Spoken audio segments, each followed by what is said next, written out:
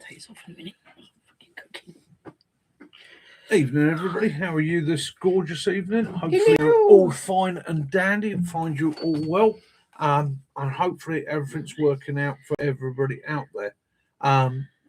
Yeah, like I say, it's been a bit of a hectic week, this one. Yeah, managed to get some bits and pieces done. Yeah, what can I say? Hi, Andy, Kitten, Mike from Mince, Andy, Owen, Ali, and Angels. Woo. Yeah, it didn't go perfect this week. But it hasn't gone perfect this month, really. No. It was a project tied in the offing that I was supposed to be involved in, something I wanted to do. I had to get hold of my mate. I literally just run out of time. Work commitments, family, others. There's things that go on in the background, which obviously, you know, they're private, they're family. We're out on the floor moaning at the moment. I don't know what you're moaning about. You know, I try not to involve the channel and that sort of things. But we're managing to get by and get through. Means I may have pissed a few people off. All I can do is apologise, and I hope that they are big boys enough to handle it. Anyhow, other than that, let's get on with the evening. I can't find my bottle opener. Where's my cider? Right, I'm going to have a mango cider. Hello, Willow. Kaz is on the water tonight because of her meds. Willow's been out for a walk early tonight, so he's a little bit soggy. Having a cider last week wasn't good for you, was it? No, so I'm on the smart water today. Yeah. So there we go. Hello, Tinky Dog. He's your little tinker, isn't you? Yeah. I shut him outside today by accident. Yeah. I heard this little whimpering from the window there, and I kept thinking, what's that? I can hear a noise sounded like a branch scraping on glass. And I suddenly realised it was his lordship sat outside on the step. Thought I deserted him, didn't you, mate? Yeah. Yeah. Thought he'd been put out like a stray, didn't you? Yeah. Yeah. Been shut I did out. that once with one of our border terriers. I'd locked the door, come to bed, and I woke up about 2 hours later and thought I'd go to the loo, and I heard I think that's a funny noise. What's that coming from? Because in the man cave there was a bunk bed, and the boarders had the bottom bunk, didn't they? Yeah. And when I went downstairs, I'd locked Bracken out in the cot. Will you stop licking me? I'm not a lolly. Come and sit on this side. That's it. God, I'm not. Yeah, cuddly little dog. Hi, John. How's it going? I hope your trip's gone really, really well. Hope you've had a great time. Yeah. You and that tail. It's back again. It's this thing. Yeah, it's that thing at the back. Paintbrush. Yeah. It's everywhere, isn't it? So hopefully I managed to get the message out there to everybody. You know, it's clocks going forward and all the rest of it. It's a pain in the arse.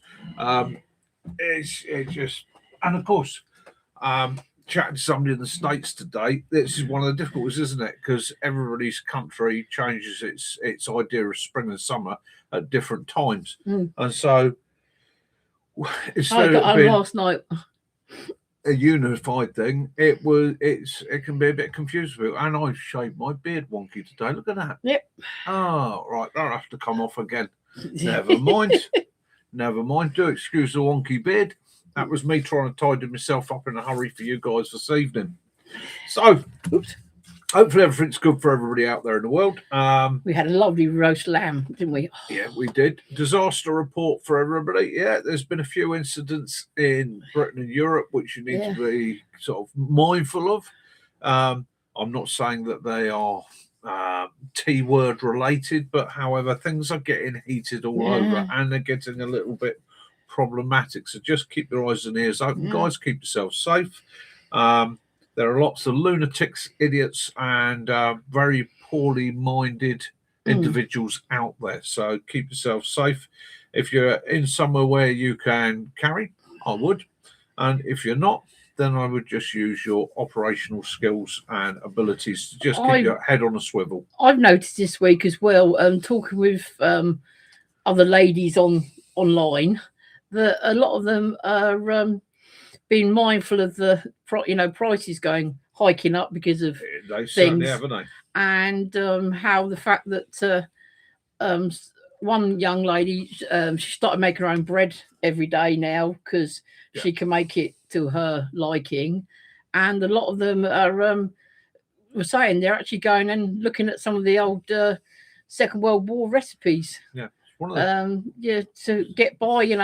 I think the more people go out blackberry picking and that. Yeah, I think it's going to be use your skills and abilities. I think those of you with foraging skills and a bit of prepper knowledge are going to make life easier for yourself. I've had the situation this week where the overheads for my business are reasonably tight. And obviously, I can't just go sticking my invoice rates up through the roof. However, fuel has suddenly gone like that. Well, it's gone to 40p in the last 2 weeks, isn't it? 40p a litre. Yeah.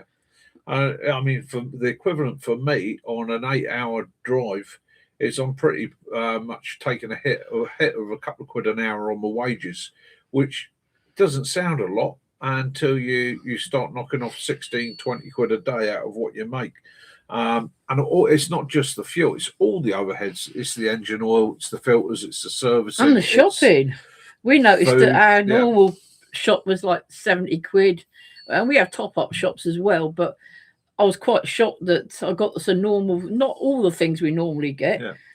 And it was 103 quid. I was like, yeah. Just trying to shoot up on it. Hi, Stealth. Oh, Stealth, hope you're feeling well. Hope you camp well, mate. Hope you had a good time. How are you, little cyborg you? Yeah. Mike from Minx, mate, back to Minx. Now, not a fan of Springless Abrupt, though, as we're having right now, tends to get me into a cranky mood. Yeah, mate, sudden weather changes can affect people. It does affect their mindset and their mentality. Sudden changes, either way, up and down, it has an effect on us all, can make us feel a little bit cranky or a little bit irritable. But that's the way it goes, isn't it? That's what it is. We had a long break from winter thing, and then all of a sudden you got all the garden looks overgrown, especially all the rain we've had, and all the little jobs you were going to do. But the weather's put you off. It's like, the jobs I've got to do. It's going to be a busy week this week. It's next week you got tyres for my. So people have seen my trailer. Yeah. Thanks to Chris coming down and giving you a hand and finding out where it is the leak was. Yeah, so trailer tyres coming, so add on that. So that's going to be a fun one, jacking that up in the woods. And we're going to need some. We'll have to steal some of the couple of their slabs. They've got a couple of concrete slabs. We're going to have to nick them and to jack her up. And obviously the woods is coming on fine. We've had a lot of work to do up there. We've had to crack in and get quite a bit sorted. It's all good. Camp's still on. Everything's going ahead with that. So their day camp still. Evening, Mac. Hi, Mac. How you doing, mate? Hope you're good.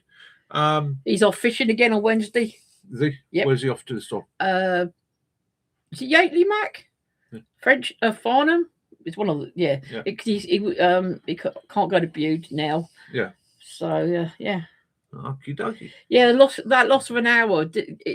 We went to bed at 1:30. Then suddenly realised, of course, it was 2:30. Yeah.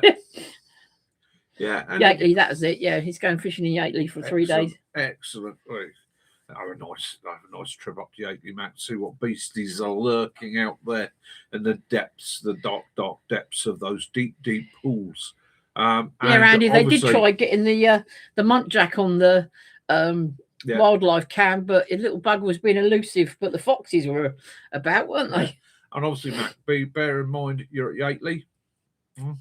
Bear in mind the big cats. Yes, there is an issue. Or if you see what looks like a giant guinea pig, it's a capybara.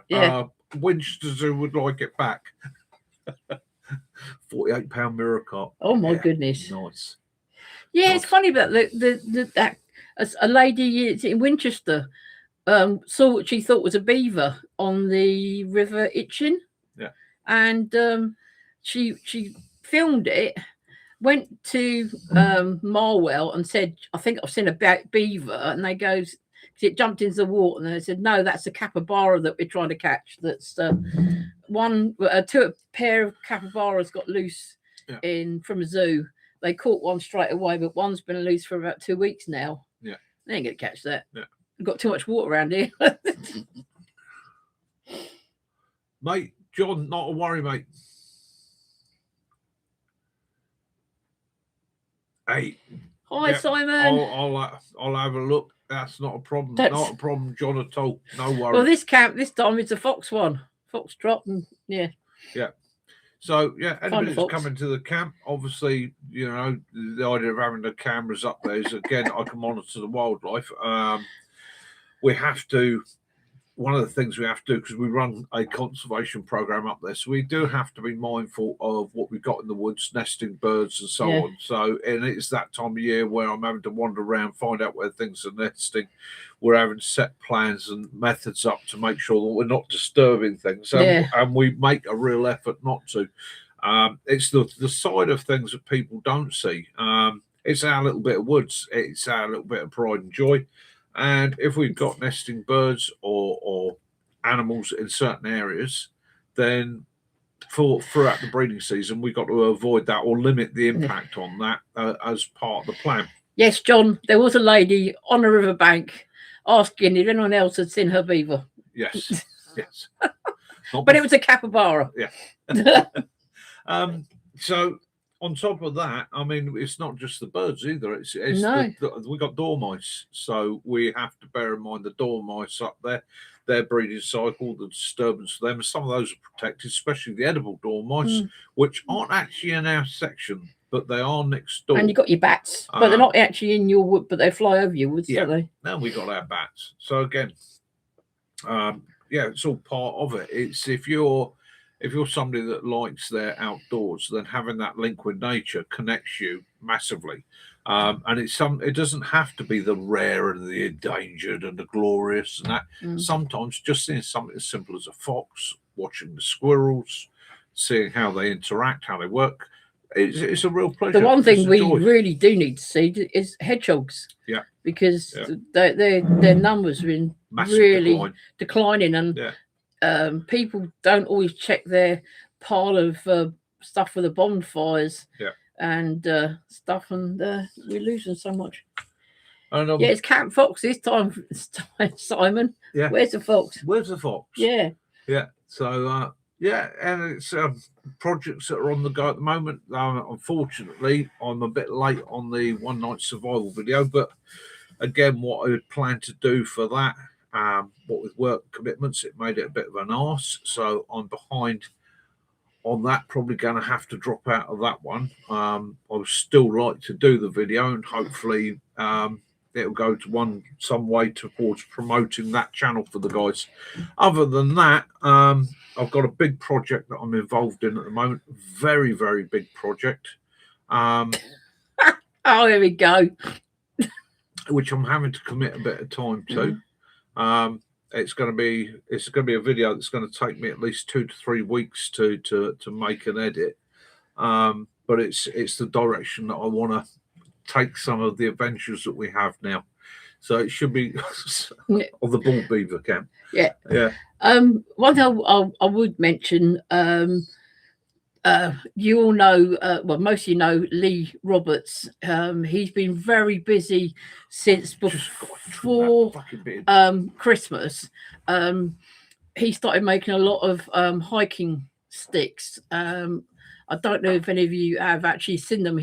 A lot of his videos are on Facebook. I don't know if you follow it, but he's made some astounding sticks. A lot of them he's painted various species of snakes. There's insects, there's foxes, beavers, wild boar, etc., and they've got tracks on them as well.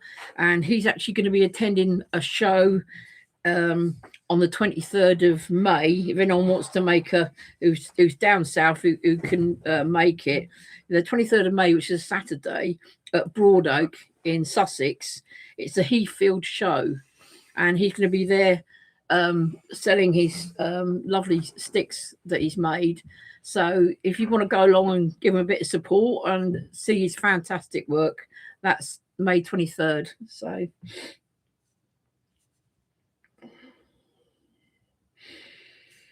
but yes, it's I know he's been, I think he's got around about 200 sticks he's done, and he's been varnishing them, and that, yeah, they are out of this world. I mean, Matt was saying that they are, yeah, absolutely cracking bit of work.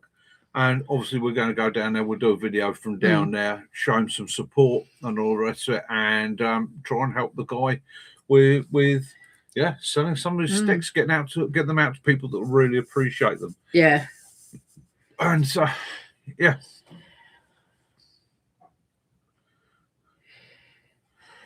And of course we're getting prepared for camp, and then the trailer's getting ready for June for the Tractor Fest. Yeah, so that's yeah, Mac, he is such a talented man. I mean, he made his grandson a pair of the little hiking sticks, and they are amazing. And again, let's face it, it's anybody that's got those skills and abilities. It's one of the things that it's like Bushy with his carving, his stick, his spoons, and that. Peace in life in doing simple things like that.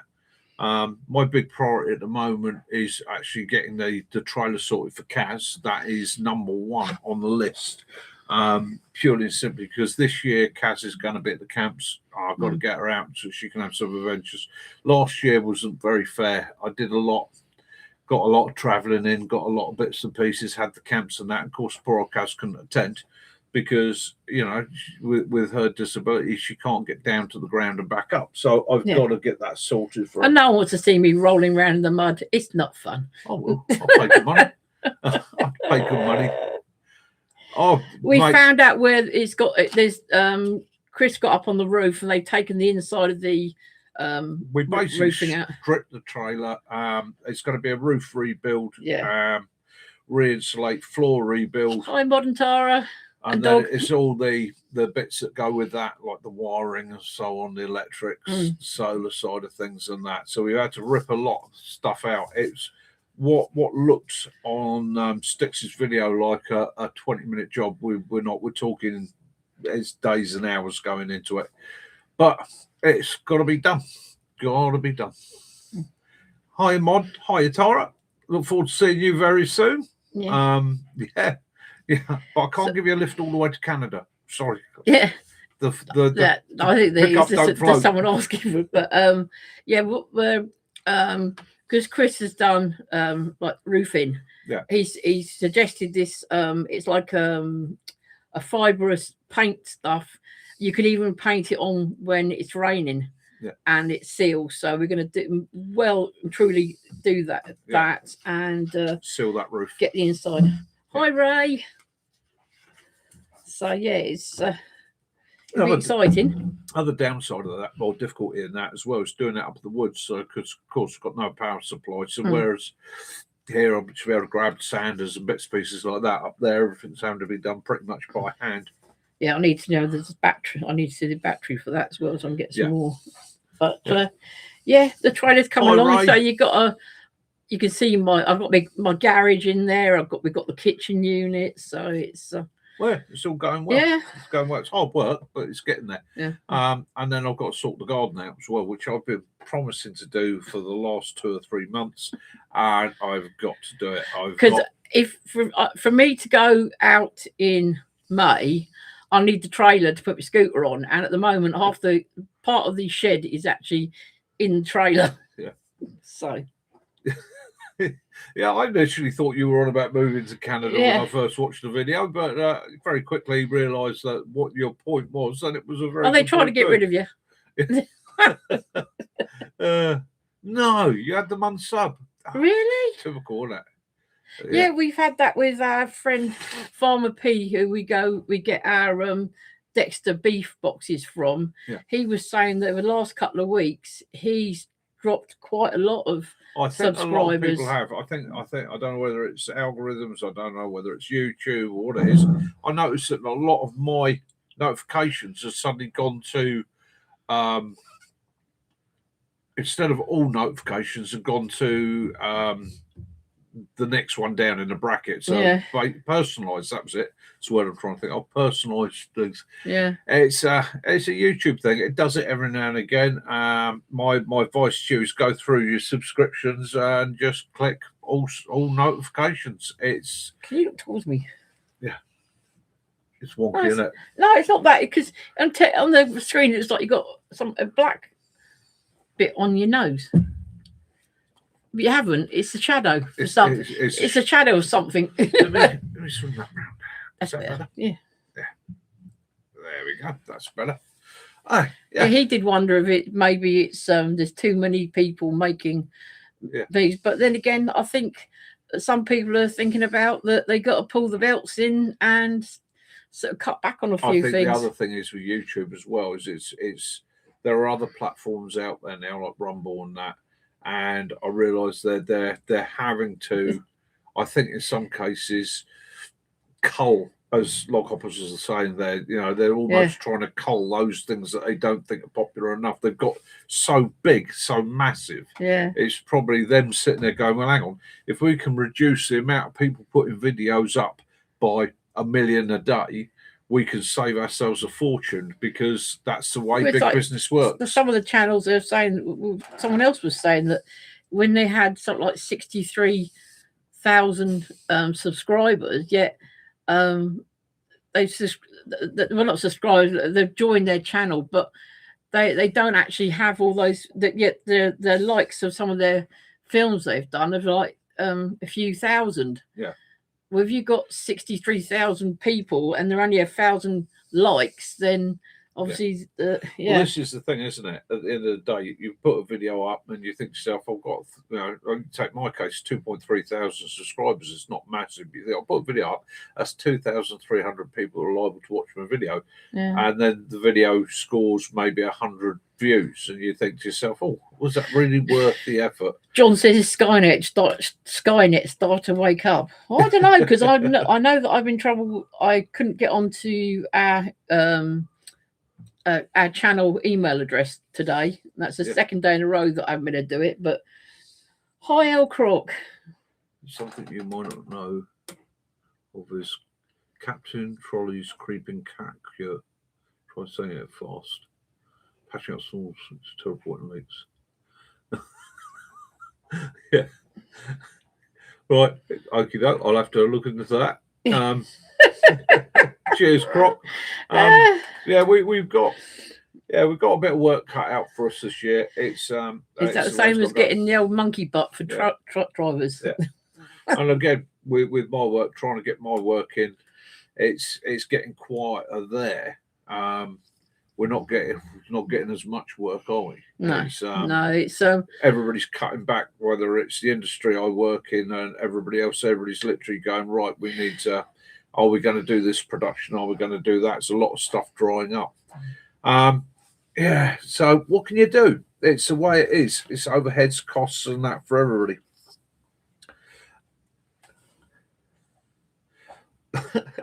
Yeah. Loghoppers, be more than glad to have you up there for that. So that is the camp. We're calling it Where's the Fox? Yeah, because Where's the Fox is the name of the camp this year.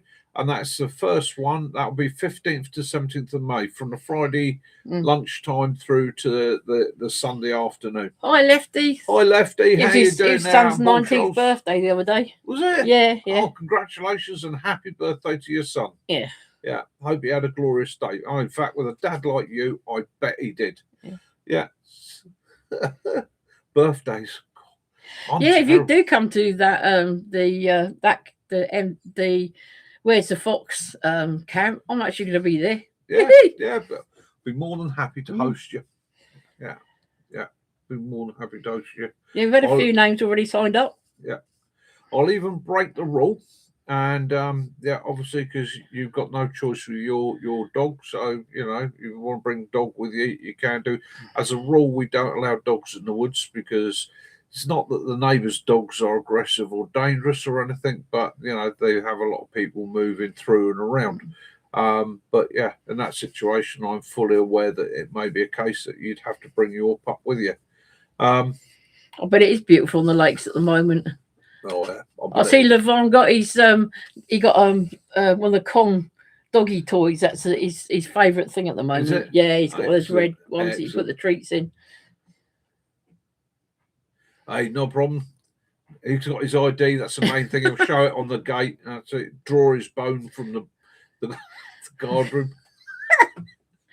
If we know, Chris, I'll try to get an ID photo for Willow because all we ever get is his butt. Yeah. As soon as you point the camera at him, it's always arse first, isn't it? Yeah. No worries at all. And log hoppers, I've got a gentleman to introduce you to when you're up there as well, who might want some work done in his woods later in the year, if you would be interested. But whilst you're up, I can make the introductions and you guys can all have a chat together. And it's a small woods next to the one I use. Yeah, might be something that would suit you and him. Right, so other than that, where are we? Yes, a lot of people were one of the films that Mick did when he went up and did his work and met up with Kitten was they thought that the Galloway Forest Road, because it's tarmac, isn't it? The road all the way through. Yeah. And they thought it was the Pennines. Yeah. Yeah. Well, that's one of the things with the UK, isn't it? It's you can go from one end of this island to the other, and you can see very, very different terrains as you travel. But also you'll see great similarities, especially up the west coast. There are a lot of places on the west coast very similar, all the way from Dartmoor all the way up into the Highlands.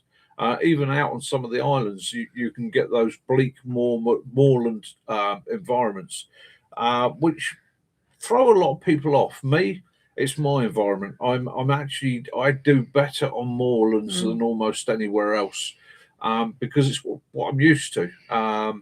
Although I will say it has its very own unique challenges.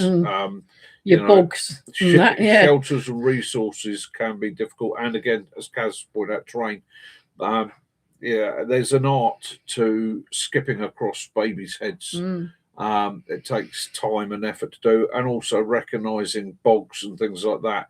If you have never been on the moors before, I would always suggest your first few times out, get somebody who's local that knows the area to give you a bit of a slow guide. Worms. Slow worms. And if you can get a little bit of a guide, like slow worms, get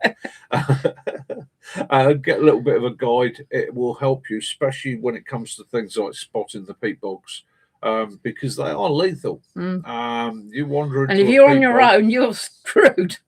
Yeah. Have you had the sheep or the ponies that see you going under? And Yes, as some of you may have noticed in my little video today, the penguins are still not migrated from Scotland, so it means it's still officially winter.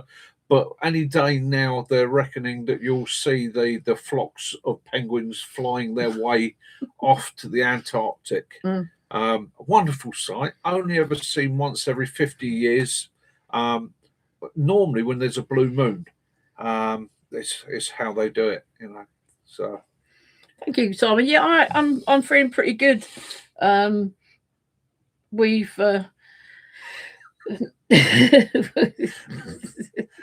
we've had it's not been bad. We've finally I've had realization that my health has got a lot worse, hasn't it? And they've hopefully that it'll mean that we get a chance to move to somewhere on like one floor. And so I'm feeling good, and the sunlight and seeing the flowers and that, and seeing all the videos at the moment with all the daffodils and the bluebells starting to come out and that come up, and it's good. Yeah. And of course, the trip home. So the run up to Scotland wasn't too bad. 7-hour run up. Yeah, and I've got lots of sweets. thanks to Mike and Yeah. Kitten, Yeah. I've got lots of sweets. Oh, So I'm Courtney's got probably a a bit, mission. yeah. Right, here we go. It is a mission for people. Do you remember Toffos? Do you remember mint Toffos? If anybody out there can find me a packet of mint Toffos, I will pay to have them exported to here.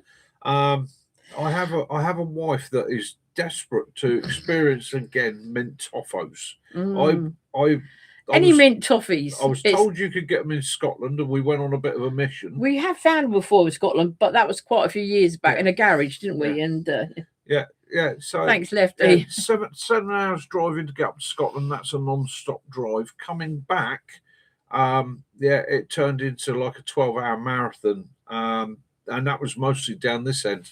A couple of the motorways were closed. All right, no. So I had to do quite a major detour at one point, and I found myself driving down a fairly large country road in the early hours of the morning. And I'm driving along the Range Rover, minding my own, but being aware of wildlife and all the rest of it. And I passed a chicken on a wall. And as I passed it, I sort of looked at the chicken. It looked at me, nothing. I kept going, and I'm traveling along at 40 mile an hour. And then all of a sudden, this chicken come hurtling past me. Right? It looked like Roadrunner, like that, gone in front of me. And I had that moment where you're looking at it, going, that's a quick chicken. I thought, well, the road's big enough. Let's see how fast he's going. So I eased up behind him. And fair enough, I'm clocking this chicken at 44 mile an hour. And the chicken looked over its shoulders like that and accelerated, pulled away from me. I was like, come on, I'm not having this. So I put the boot down. Not me. The old V8 Range Rover kicked in, sat herself down, picked up. The old suspension tightened up and all the rest of it. And we're now doing 50 mile an hour and we're whipping through bends and all the rest of it. And this chicken looks over its shoulder and it accelerates again. So I'm like, what the bloody hell? This chicken is just now, it's steadily pulling away from me. And I'm watching it in the headlights. I'm up to the high beam. And all of a sudden, this chicken, it anchored up, turned left. I thought, right, I'm following him. So I come around the corner like that. Thought I've got on a bumpy track. This chicken's still leading me away. And then it burst through a farmyard. It burst in this farmyard, disappeared in the distance. So I skidded to a stop like that. And I'm like, what the hell? Anyhow, lights come on in the farmhouse. And this old boy walks out. And he looks at me. He says, you lost? I said, no. I said, I know it sounds crazy. I said, I just chased a chicken at over 60 miles an hour. I said, I've never seen a chicken run like it before. The thing actually looked at me and accelerated away from me. And he went, oh, that's one of mine. And I went, really? He said, yeah. He said, I've been specially breeding these chickens for about 5 years. And I said, all right. He said, yeah. He said, I breed them with 3 legs. He said, and that way, when they're cooked, everybody gets to have a drumstick. And I said to him, oh, that's amazing. That's amazing. Yeah. I said, how do they taste? And he said, I don't know. I've never managed to catch one of the buggers yet. God, that was long. Oh, sorry about that. Long joke. Jeffro, yeah. Roman Way, well spotted. I have It's heard a Jeffro joke. that they definitely do mint toffees in Sainsbury's, but we shop in Morrison's, don't we? Yeah. But yeah, so they're in Sainsbury's, so we'll have to see. There we go. But Lefty, I've now got carpal tunnel in my right hand, and you see that finger is completely turning over now, and it means that my palms are numb, and I haven't got great feeling in my fingers. The other day when he was out, I picked up a pizza. That hand was sort of like, it didn't realize I was actually holding the pizza. I turned around like that, and the pizza went that level straight at the cupboard, fell down, and all the actual drawer handle pulled all the topping off. Yeah. I was like, so yeah. Yeah, Bill, I've heard this. The haggis migrate to a small South Island when the penguin flocks arrive. They're a penguin delicacy. Yeah, I have heard that. I see. yeah. So yeah, it's oh, Lefty, how are you doing, mate? Anyhow, hopefully everything's looking a bit brighter for you. Yeah. Well done, John. That's a cracker. I'll have to note of that one. That's one I'll be sharing later.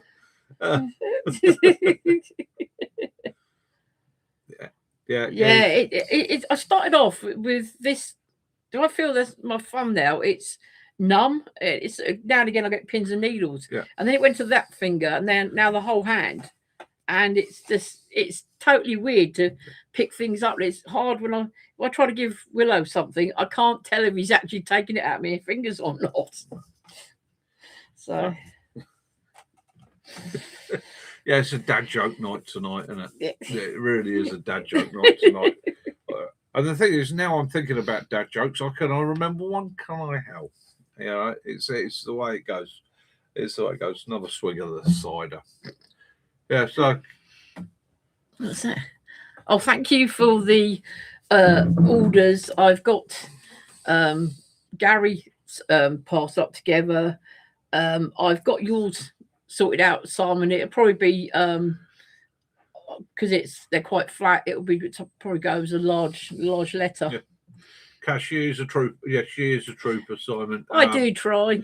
She's the biggest priority in my life is trying to make every day a little bit better for her. But she never whinges. She never moans.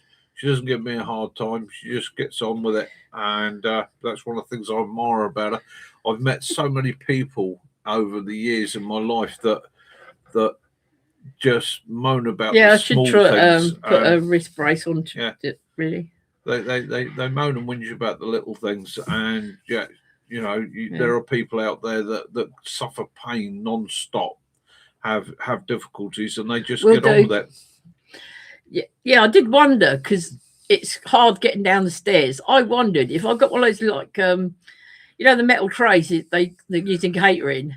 If I put a duvet at the bottom of the stairs, I wonder if I got on the tray, I could shoot down the bottom of the stairs quicker without busting through the door. It just gives me a mental image of you hurtling down the stairs with your skirt flying up. I was on Temu today, and they do yacht flags. Well, I used to have one before. I don't know what happened to mine. I had a white boat flag with a purple witch on it. Well, they do them on Temu, and you can put what you like on it. So I'm going to get one made. So I'll put it on a pole on my big scooter that can say for like, Kaz is coming, beware, or avoid. My wife is not sliding down any fireman's pole. Simon, I ain't got a grip, mate. I just end up like a big mash mess on the floor. Oh, evening, Sticks. So these are in now for any of you that may be interested. £2.50. Yeah, you got nice with the old Velcro stuff on the back. So anybody I could have sale, I could do. I can just imagine it now. Trying to get the rope on. We designed them we went for a smaller version than a lot of other people do, so that it basically fits on 2 strips of molly. Yeah. The idea being that some morale patches are just massive, aren't they? Yeah, we've got some the t-shirts. We've got some t-shirts coming tomorrow. I didn't order a big batch because the last lot we had were pads, and we sent them back. Yeah. So I've got another lot coming tomorrow, and if they're any good, then we're going to go ahead with those. Yeah, and this is one of those things that we're finding that a lot of companies, the first order will be perfect. Yeah.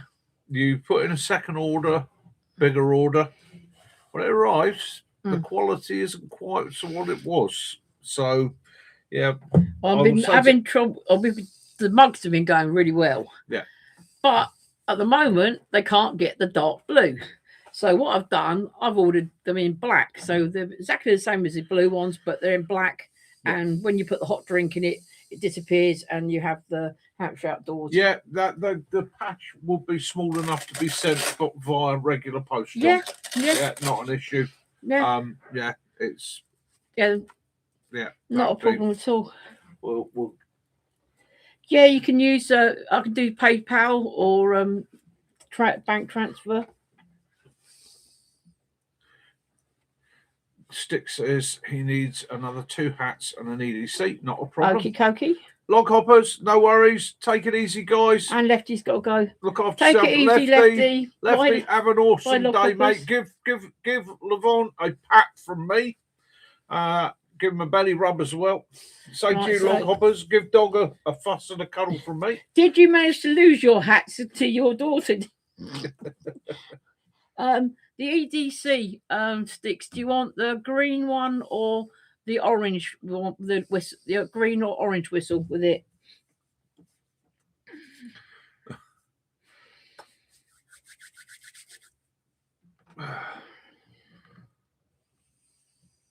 But yeah, you can do PayPal. Yeah. Yeah, cadence cycle. So Mickey's top tip to anybody at the moment that's doing their wandering about and travelling and all the rest of it. Poundland at the moment, the old Lothramide tablets. Okay, 2 strips for £1. Definitely, as I found the other day, worth having with you just in case you accidentally orange one it is. Eat a wheat product.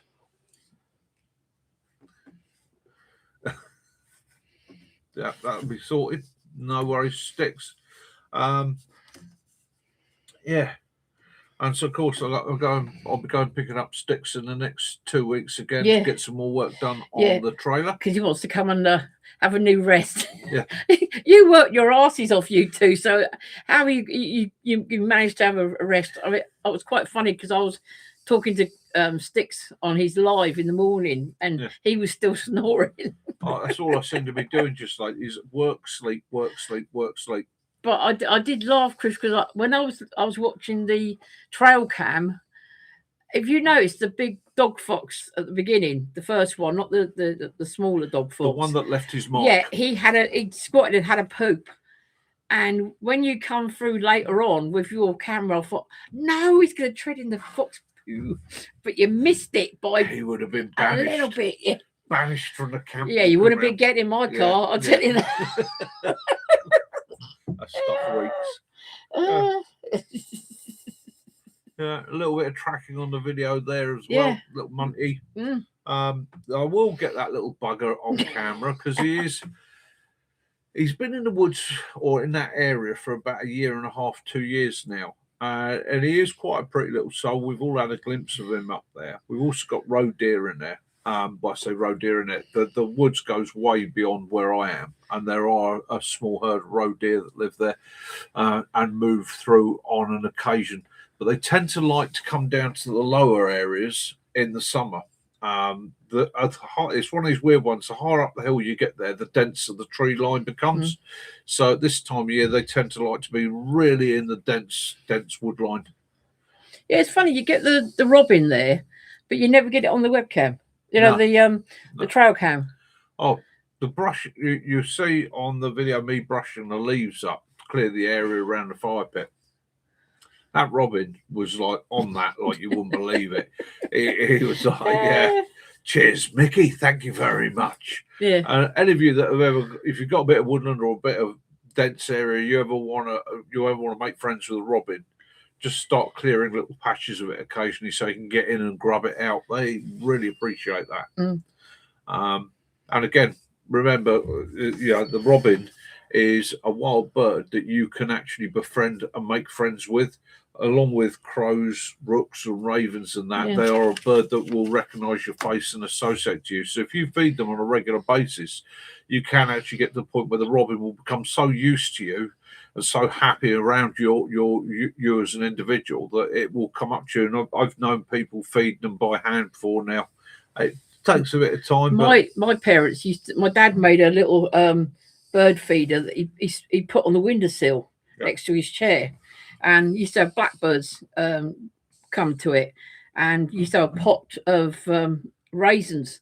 and he used to put the raisins out, and it got to the point that if they'd run out, they'd actually come and tap on the window to let my dad know that, oi, come on, you need to feed us. Well, one day the blackbird came in through the front door into the kitchen. It hopped through the kitchen into the hallway, into the front room, went up into the windowsill, waited for my mum to open the window so it could go out, and sat on the bird table and started. Yeah, incredible things. Yeah. You can. Nature's quite happy to associate with you once it figures out you're not a threat. Yeah. All wildlife. Doesn't matter what it is. Give it time, patience, and that. You'd be amazed at what will come up to you. I've got people that feed badgers from their front doors. Foxes. I mean, our foxes out here. Yeah. She's not even afraid of Willow. Yeah, now. Bailey's dad, Bailey who walks Willow for us. He hand feeds the fox. Yeah. She's just got used to people. She doesn't trust everybody, but they do recognise faces, and they go, I know you're safe, and you've usually got a treat for me. So you can work with nature rather than against it. Yeah, it's we watched that not a program separate about entity. that bloke. He actually studied badgers, and he was told that there was an abandoned cub near his. He's got a little small holding, so he took it in. And he left it for a couple of days, and no, it was still there. So he brought it in, and he found out that a sow had been killed out on the road, and he'd been looking after it. Bottle fed it, didn't he? Yeah, bottle fed it, and then he made it an outside area.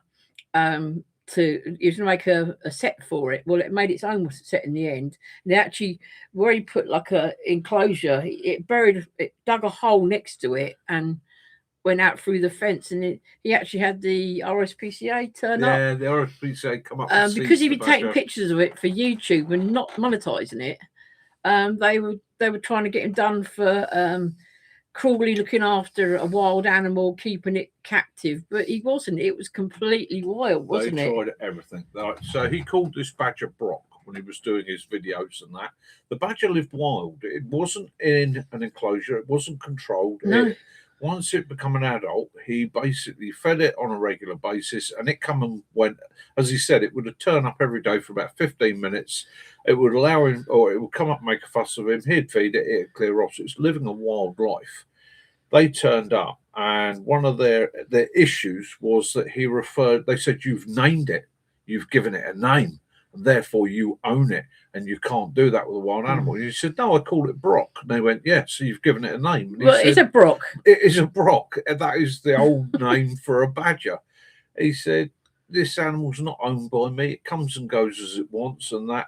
And he taught it digging and all that. It dug its own set. He fought it out, and the badger was returned to him. It was actually brought back because under English law, anything you take from the wild like that has to be returned to its place of location. They actually had it for 3 months. They'd done, examined it, and it found it was overweight, obviously, because it was eating well, very well. But overweight. Okay, let's get that out of the way straight away with wild animals. Badgers. Wild animals in the wild. So the healthiest animal you will find in the wild is the tubby one, not the skinny one that is dying from intestinal worms or other infections and nasty ones. If you look outside, you see a fox and he's looking glossy and he's looking well built and all the rest of it. That's what you want. He's not just eating grubs. Yeah. I mean, we've got them around here. They give them sausages. They get chicken. They get better fed than the dogs do. We've got foxes here that have a taste for Chinese and Indian. Now, I'm not saying that's natural in the wild, okay? And I'm not saying it's healthy for them, okay? Because it obviously isn't. Processed food is not good for any wild animal. But at the end of the day, it's bizarre, isn't it? And they turned around and said, "Oh, you're making money out of this fox," which he was able to prove, this badger, which he was able to prove he wasn't. But then he countered the argument. He said, "Well, you're a charity, the RSPCA, and you make money out of wild animals and animals." And he'd rung them several times about this badger, and they were not interested. Yeah, surely you've broken the law by what you do. And of course, like anybody in a position of power and authority, they don't like to be told, do they? Yeah. Yeah. So I'm very. So it'd be like you going out there goes, I'm going to call that Mustang over there Brutus. Yeah. So does that mean it's yours? No. No. No. I've been called fuckwit and toy you and all sorts of nasty things over time, but it doesn't mean anybody owns me. Before it's before 9. I do apologise. Well, if the all right, it is before 9. Doesn't matter how I try and work it out. But, yeah, sorry about that. I do apologise if anybody's got kids out there. There's a lot of places that take in injured like hedgehogs and things like that, and they're not all registered. Yeah. So does that make them breaking the law because they're, if these animals are right? I know there's a thing about badgers and TB and all that as well, but it's still are you going to leave something to die slowly? You're going to try, aren't you? No, any decent human being worth their salt would always try and help. I did notice today that in Cornwall, someone took some photographs in their back garden of an animal in the tree, and it turns out for the first time in 100 years they had a pine marten. Yeah, good stuff. There. Yeah. Anyhow, so I think we need to advise people to start prepping, don't we? Yes. We bear in mind that's what our channel is supposed to be about. So get prepping. The reason I say this is fuel prices aren't going to come down in a hurry, even though a lot of that is being created. 60 days worth of stock in the UK. We haven't even touched that yet. But of course, that pushes prices up on everything. And been speaking to a couple of farmer friends of ours, and they have really been hit badly. Not only has their fuel gone up for what they do, but the price of the fertilizers, the price of seed, the price of feed, it's all gone through. Literally every big company is out there using it as an excuse to hike their prices as far as they dare. And of course that comes back to us because we got to pay. Those producers, doesn't matter whether it's a farmer, an engineering firm, or a producer of goods, it comes back to us as individuals. Things are going to get tight this year. I have no faith and trust in anybody's government to sort these problems out because they're all a bunch of lying tits who are only busy patting themselves on the back and telling them what wonderful people they are, forgetting that they actually work for you and me. If it was my way, I'd sack a lot of them and would start fresh. But hey, we can't do that. And that's Mickey being political, which we don't do on this channel. But I will say, it is time to have a look at your stock and your supplies, look at what you got put by, and maybe have a bit of a think about it. Go wonky. Yeah. I imagine most of you do anyway, but if you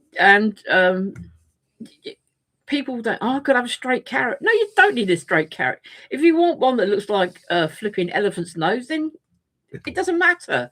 It's not going to taste any different when you eat it, is it? It's we had too many of them bloody things. It is, isn't it, John? And again, I have no issue with anybody. Right, I don't care about race, creed, colour, sex, or religion. That's all personal items. Right, so you get good people, you get bad people, you get the con men and otherwise. So I don't see fat seagulls, do you? Yeah. But seagulls can't fart though. I saw a thing today. It was making poison for rats and cockroaches, and it was soap, toothpaste, and baking powder, and something. And you mix it with bread, and you mix it all up, and because they can't. Awful way to kill it. Yeah, that's not nice, is it? Yeah, and again, to anybody that's out there, if you've got to do these things, be very careful because there's a lot of law and legality about how you control even pests that people consider vermin. So you have to be very, very careful. But looking like Red Sea's wonky seafarers going wonky. But it looks like the Red Sea. We've actually bought ourselves a dehumidifier, and last week we had some of the big portobello Or mushrooms. dehydrator. Yeah, Yeah. dehydrator, sorry. And we had these portobello mushrooms that were starting to get, not bad, but they weren't, they were getting old. So he's dehydrated them, and we bought some of the little pouches you get, the silicone pouches from Amazon. Yeah. And we've now got them in Kilner jars. Yeah. So yeah, Kevin's right. Animal cruelty laws apply to all living things. And again, as good outdoorsmen and women, we have an appreciation of all living things. Yes, we understand that some things need to be controlled, but they need to be controlled in the most humane manner you can possibly apply, and that usually comes down to some form of humane trapping, or the thing is, as a race, some people are not as good as others at disposing of their rubbish. Therefore, we've got we see that round here, don't we? The rat problem is got. They've had a lot of the local councils have had a lot of problem with rats because people this dumping thing, and they had a clean up the other week, and they actually found someone's stash of vodka bottles, and they took 46 vodka bottles out of a hedge. Yeah, somebody's all the same, same brand. So it's obviously they're sitting down there, they're drinking it. And well, hi Lee. When I used to do pest control or vermin control, it certainly has. That's what our Farmer P was saying, wasn't it? Yeah. When I used to do vermin control, one of the main things that I used to have to do in probably 70 or 80% of the properties that I looked after was actually teach people how to look after or how to remove what was enticing those animals in, and invariably it was just down to housekeeping. That they'd pile rubbish up outside and that, and you say, what do you expect a rat to do? You're creating a habitat for it that's absolutely perfect. You're giving it food, warmth, shelter, all those things that we would need. So, and the most common one I would get is foxes knocking over bins for food waste and scraps. And you say to them, I used to actually take a drill with a 10mm bit and a bungee with me and drill their lid and put a bungee over it. And so a simple precaution as that will reduce the issue. We had it with little grey bins.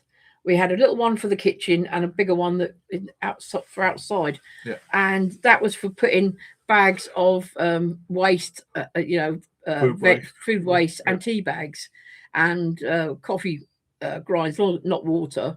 And what they do is once a week they come and collect those, and it's made into compost. It's fuel. Energy. Sorry. They were putting for like energy stations and that. But the problem is, I've only got like a little clip, and the foxes learned that if you flick the bins and you haven't clipped it up properly, they come open. Another thing is the people that empty the bins were just chucking them down, which were damaging the clip. So of course we were ending up coming out, and all the food bins were all tea bags and chicken bits, and that was all across the road. You can't blame the animal. No, the animal's just following its nose. Yeah, you're right, Simon. If the canal gets shut, it is going to cause quite dramatic problems. The amount of shipping that goes through the Suez Canal is massive. And it wouldn't just affect us here in Europe. That would be a worldwide effect. Same as closing the Straits of Hormuz. I know Trump. I know some people have claimed that it doesn't really affect them and all the rest of it. It affects everybody, because that fuel resources that goes to countries that manufacture goods, whether you like them or not, suddenly they have to put their prices up, and it's an ongoing thing. It even happened, was it last year before, with that big huge boat that got stuck, blocked off the whole of the Suez Canal. That caused mayhem, didn't it? Yeah. And that was just, that was in peace times. Yeah, Lee Michelle. cost you an extra tenner. Yeah. I did Scotland and back, so that was about 200 quid. Oh yeah, it was about 200 quid in fuel. Yeah, Yeah, and it's if I'd done it when I last did it, fair enough, it was a different vehicle. I think that was about 150 quid in fuel. So it's, and again, that for me as a worker, as somebody who drives for a living, I've got to take that hit. I can't. The people I contract to, if I suddenly say, well, it's going to be an extra £50 a day on the invoice, then I'm like, they're like, no, mate, No. no, this is what your rate is, and but you're right, Simon. Head to B&M and Pound Shop for tins and that, because that's what I get all our cleaning stuff there. Yeah. Because you know, the difference is paying £1.50 or £2 to what did I see the other day? Kitchen roll. Yeah. £5 for 4 little rolls of kitchen roll. That's it. And when we think of like filling the car, as Owen's just said that, 25% in Ireland. Well, will you take an Arctic that's filling both his tanks up? Yeah. You know, what was £1,000 bill is now a 1,500 quid bill. You know, it's and the same thing for the farmers. All right, I know people are going to say to me, "Oh yeah, but they're only paying 79 pence a litre for their red diesel." Yeah, but most agricultural vehicles aren't the little economical engines that you've got those in big your old car. combine harvesters. You'd choke if you'd had to fill one of those things up. You take a tractor. Most tractors are somewhere between 3 litres and 9 litres in power and performance. Because of the work they do. Yeah, you've got a heavier trailer on that's pulling, potatoes or something. Yeah. That's a lot of strain on the tractor, so it's going to use more fuel. Yeah, so they tend to, hence the fuel's was always been reduced to them as a little bit of a assistance to the farmers. But even that's gone up now to £1.30 a litre. So, it's kicking everybody. Yeah. Yeah, it's not. It's something Mike, you don't really. You're right, Mike. You don't think of about producing, say, your lettuce even.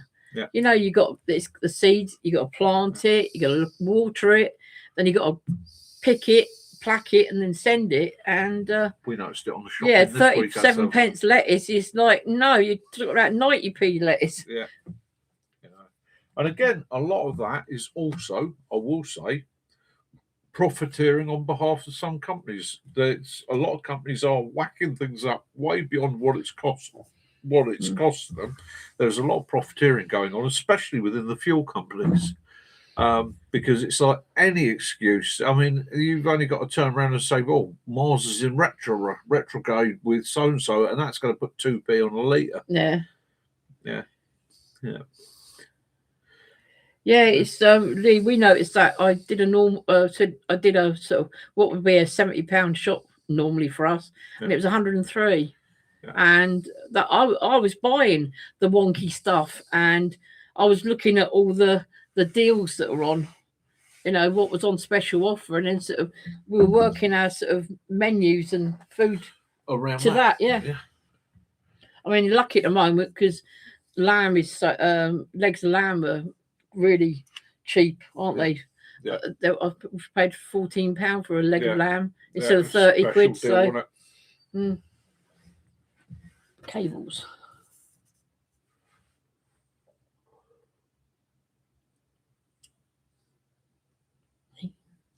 Yeah.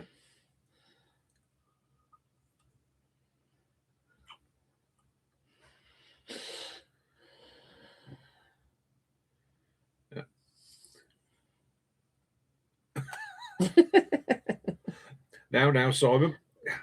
Be nice. Be nice. History's not our best friend when we look back at some of the things. But yeah. I'm sorry, I moved and he come off my chair then and he ended up on the floor. So it's 9:01. So if you want to rip a little bit, you can do by all means. Like I say, we don't do politics and religion on this channel, but if you feel the need to vent, get it out off your chest. It is coming into camping season, mate. It's going to get busy out there. Yeah. Yeah, it's and a lot of people, I don't think with the travel destinations being not people aren't available, going to go abroad, there'll are be they? more people trying to um, holiday in their own countries, and just hope for. Well, it's good for the businesses, but again, it's are there going to be travel with the fuel prices and that? It's yeah. Well, this is one of the things I'm having to look at.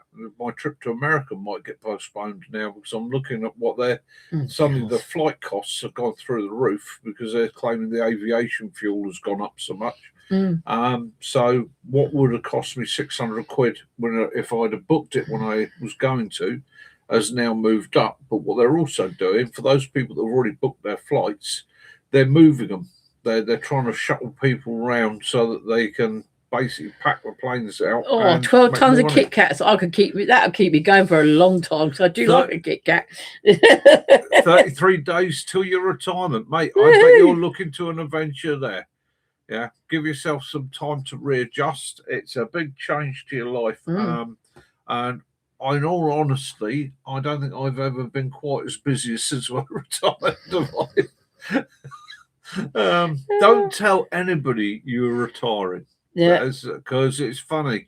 The day you retire, you start to get phone calls from people saying, "Could you give me a hand with this? Could you give me a hand with that?" I know you're bored. Is that Steph's daughter?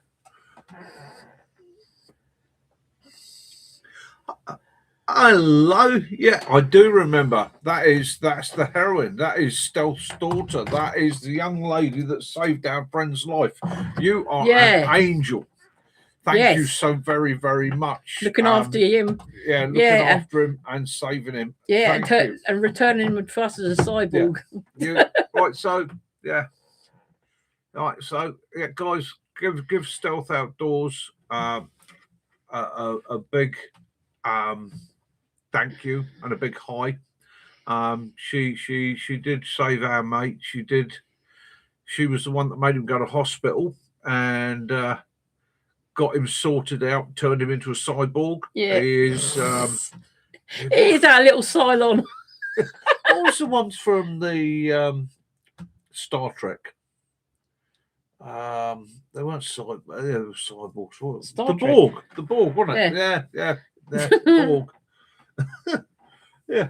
Sorry, yeah, John was saying, science fiction fan. Make sure you let him know when you are in the States because you might be able to drive over for a brew. That would be awesome. That would. Hi, Bushy. Hi, Bushy. How you doing, mate? That man is having too much fun in the woods at the moment. He is having way too much fun in the woods, but so he should. Yeah, he deserves it. All those sausages and lamb and Yeah, I was looking. As a man knows how to cook his sausage. Yeah, he doesn't know how to handle his sausage, does our Bushy? And I like it the fact that you couldn't do too much filming the other day because you all got drunk. Yeah.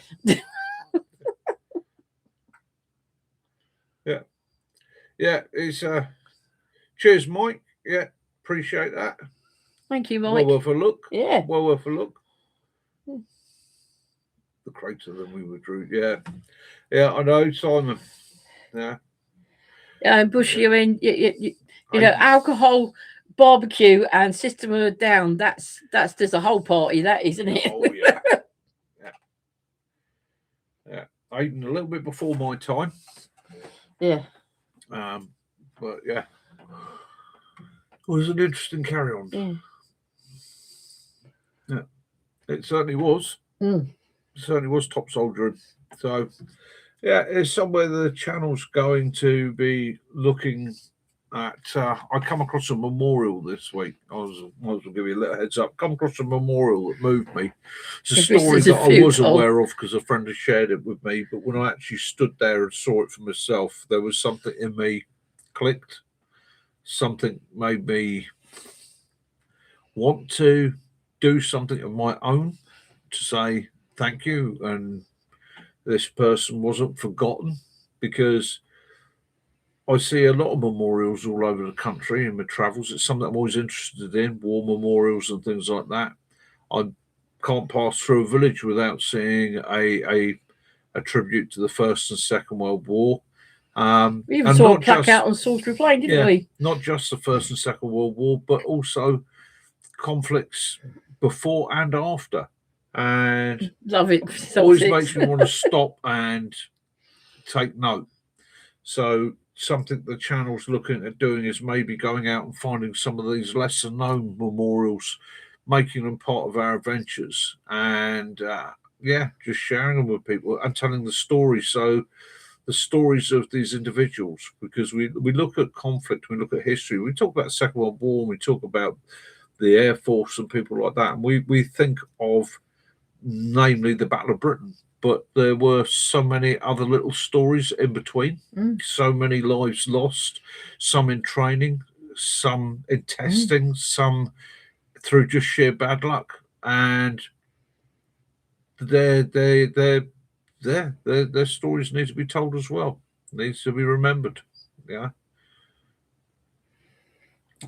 Crab Air. No, not Flying by Crab Air. No, done that. Don't have that T-shirt. I will go on a nice, warm, comfy civilian flight with human seats and a toilet that's not a bucket. Well, I must say that a lot of the small companies are starting to fall by the wayside, aren't they? Yeah.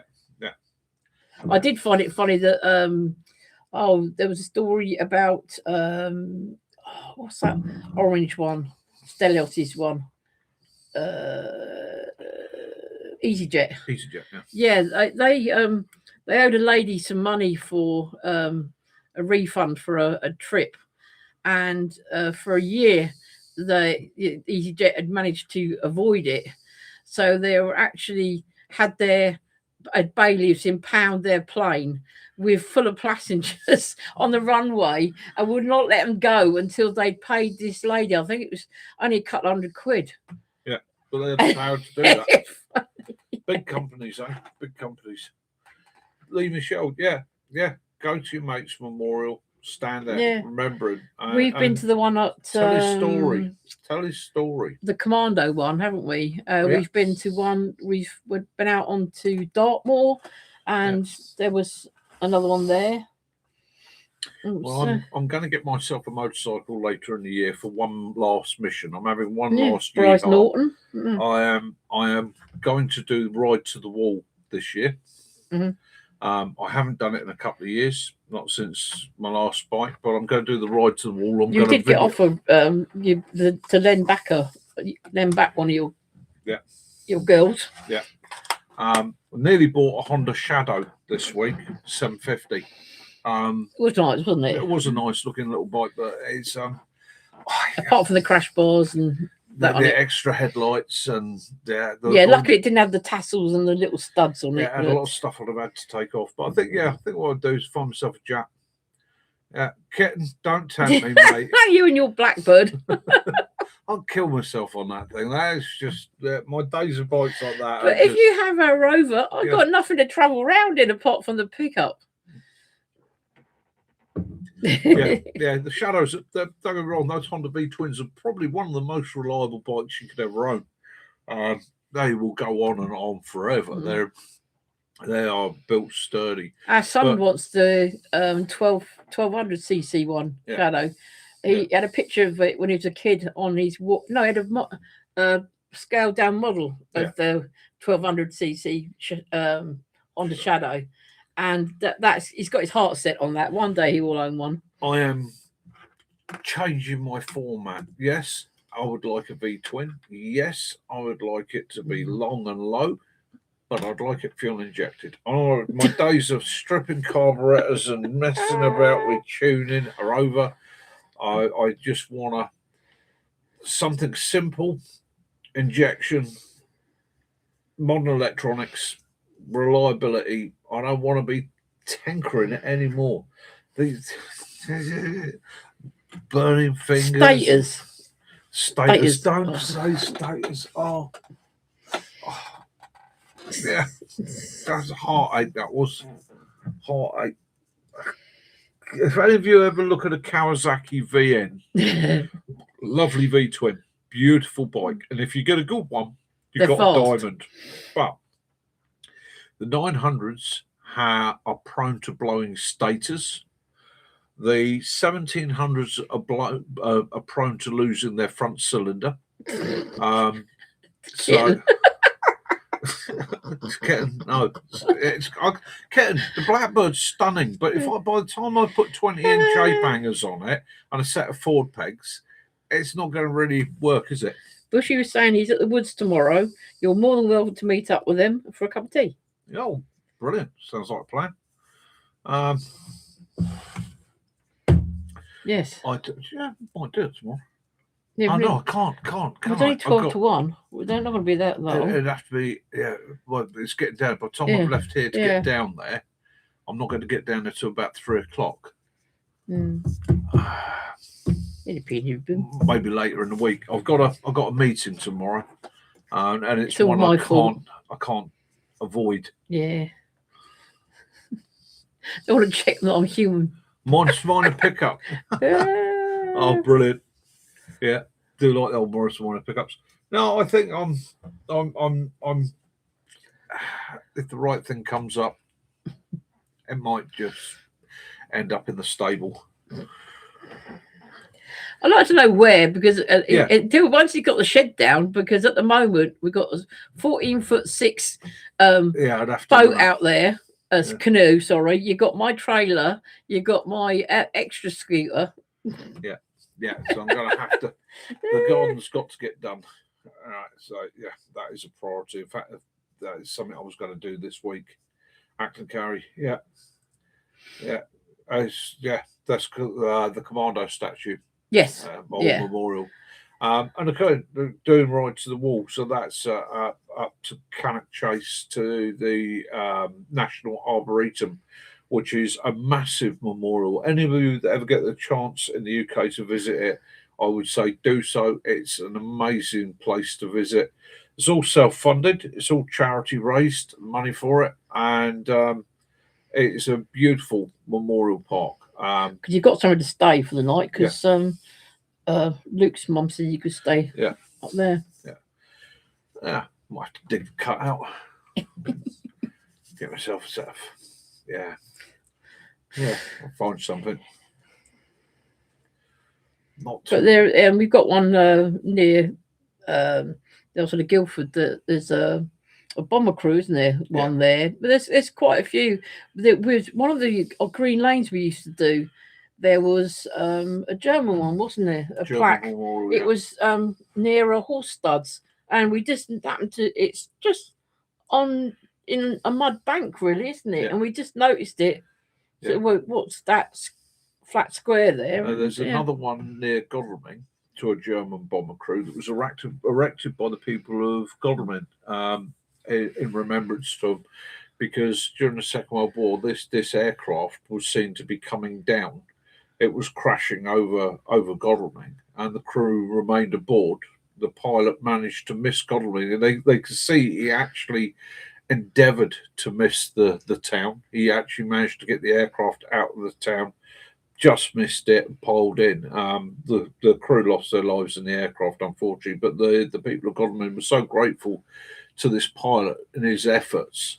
They erected a memorial to them there, and that's because we kept going up and down this road trying to find it, and then we sort of stopped and we saw across this field. It was just on the other side of the field as it goes into the woods, wasn't it? Yeah. And we saw it.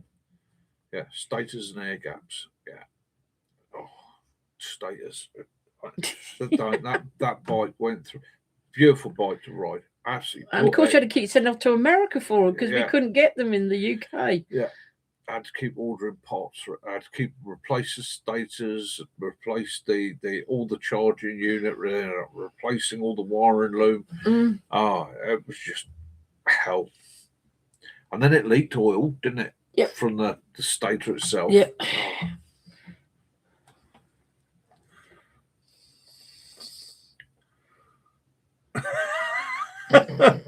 Bill, go it. Yeah.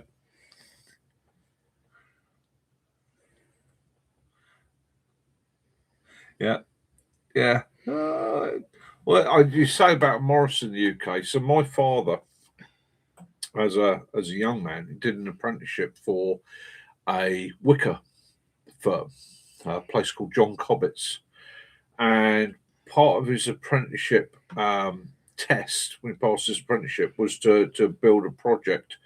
And at the time, the Mini had just been, or was just about to be released. And a very wealthy man in America decided to order his wife one of the very first Minis off the production line as a wedding present or as a gift, I should say. I think it was an anniversary present or something along that lines. And the project my father was given was to make a hamper. Right? He wanted this Mini to come in a basket, a hamper basket that would basically, a pull of a cord, sides drop away, the whole thing opens up, and ta-da, there's the Mini. And that was my dad's project. That was his apprenticeship project, to make a hamper that you could put a Mini into. It had to be driven in, parked in it. So they had to construct a metal frame all the way around it, reinforced floor, and then all the sides were made in wicker. And along with that Mini there was all sorts of sort of luxury items from the UK to give to her as a present. I'm not sitting comfortable in this bloody chair. Can you hold the back of it? Yeah. I need to slide it forward. You ready? Yeah. Oh, flipping thing. I hate this chair. That's it, thank you. Yeah. That's it. I'm sitting on it properly now. I was sort of perched on the edge and it was hurting my legs. Oh. Hello, Willow. You coming up? Hey, Willow. Give it a good one. Oh, yeah. No. Come see your fans. Hey. Oh. Willow. Oh, he's so tired. Oh, he's had an exhaustive few days. Yeah. It was quite exhausted. funny, Stuart, when you come back, because he was sorting all his bags out, he didn't go give him fuss, and he went onto his platform, didn't he? He sulked. He had his head right down, and his little eyebrows were moving, and every now and again he was like that, and he had a right mass sulk onto you. You went and picked him up, and that was it. It got loose, didn't it? Yeah. Yeah, then he was a happy little dog. Yeah, he didn't. He said, didn't I? He said, Dad went away without me. But he likes it in the car. We go to the car. We went out to Morrison's. Yeah. And he sits in the car, doesn't he, looking at the world going past. He stares at the world. Yeah, he does. He watches it and he despairs sometimes at the world, doesn't he, Willow? Yeah. Yeah. And Morrison's, they put the anti-pigeon nets up to stop them, but they've got in behind it nesting in. And you do like to chase a pigeon, don't you, Will? Yeah.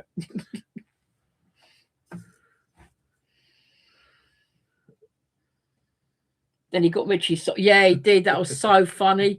He come in with Mitch balled the socks up, and he snaffed them and ran into the bedroom, and he would lay down, and he had these socks like that, and he looked like he had a big bushy moustache, didn't he?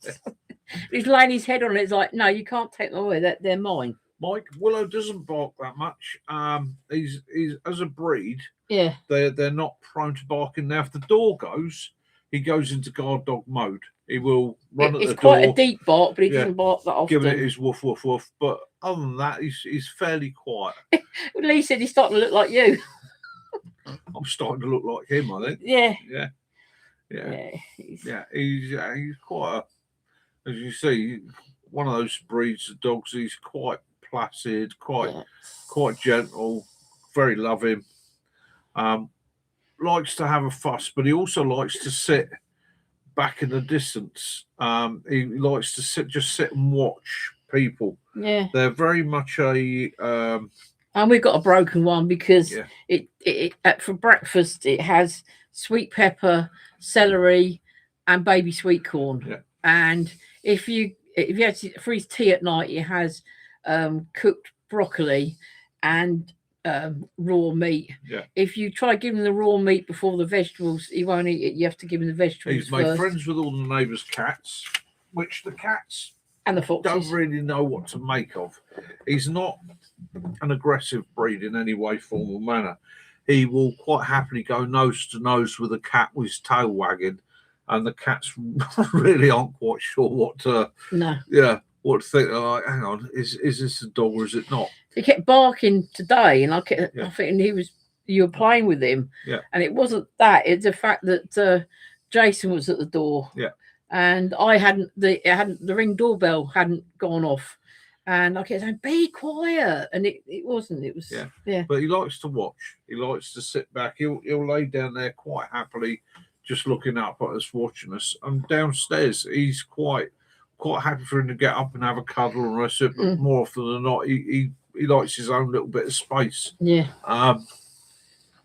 But he's got. If you give it, he does like a bone, and it always sticks it on my side. Or if you give him a treat and he doesn't want to eat it, he buries it where I sit. Yeah. So I sit down and I heard a crunch. And yeah, funny little dog. He'd love a dog, but 4 kids in the house. Yeah, yeah, this is a virtual pub. Is a pub. Yeah, welcome. You made it to the virtual pub. Barmaid's on water tonight. The gentleman there, Roller, that you see, he's actually the doorman. Yeah. This is the landlady, Caroline. Yeah. I'm Mick, and I am just the loafer in the corner. Yeah. So, welcome to the pub. Enjoy yourself. Pull up a chair. Pull up a drink. Yes, we have a pub dog as well, but he's just been up and had a look at everyone. You're more than welcome to join us. Yes. So our channel, Hampshire Outdoors and Survival, which you see down there, is an outdoors and survival-based channel. However, one of the aspects of survival that we all have to be minded and aware of is up here, okay? Keeping yourself happy, relaxed and that. So Sunday nights, we don't really get into the survival stuff so much. We tend to just have a chat, whatever subjects come up, we have a bit of a giggle. Are you one of them, are you? Oh yeah. Well, and you're gone. yeah. So there you go. You'll be on a timeout. Oh yeah. Thank you very much. Do you know what? I suddenly thought that possibly that was the person that came in last week. Yeah. So basically, what I've kicked into the curb. I am right. So you're now a sniper. I'll make you a sniper. Bill, I'm making Bill a sniper. Yeah, they did. It must be a very sad life that you got to go around and jumping into rooms. It's like, I don't know if anyone else used to be on AOL. Used to have rooms in AOL as well, and used to get a lot of that. People just come in and what I'm doing. Some of you will see your details going blue. I'm making you moderators. Okay. Well, Kitten was a you moderator. are snipers. Okay. And the idea there is by making you snipers, you're now troll snipers. Okay, you're manning the sangers, you're in the corners. You are up there. Yeah, Matt was just saying that the Tice's Meadow, there's ospreys been seen. Oh, brilliant. So all of you that are blue are now snipers. Your positions are the corners of the sangers. You are armed and equipped. You can. You got to beat me to it. Maybe if we get a troll coming, you are in a position where you can actually snipe him. And as you see, Caroline did there, put him in a timeout. Yeah. Well, I just hide it up. Well, actually, I've just hid him from the channel so he can type away. But yeah. That's it, Bushcraft Sussex. You've just loaded your 20mm Bofors. Yeah, well done, sir. Yes. You have definitely got Give the him all the barrels, sir. Yeah. We don't stand for that here. We're always polite and friendly to everybody else, and we'll always welcome anybody in. But at the end of the day, if you see them and they start putting the landlady has got a punt gun and she's not afraid to use it. You're more than welcome to take them out. Matt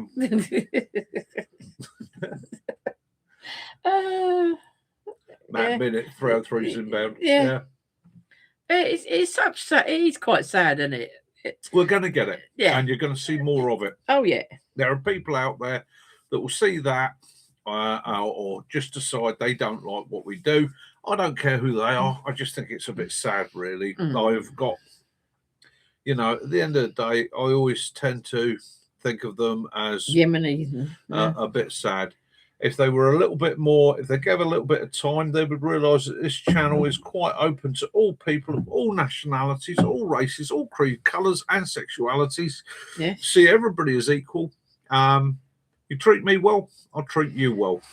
But if you're going to come in and start being unpleasant, Yeah, there's the door. Yeah. Yeah. Underpant keyboard warriors. Yeah. And as Lee Michelle said, underpant keyboard warriors. Yeah. Get out of my pub. Yeah. So get out of my pub. Yeah. Nah. Don't make me go all Mitchell on you.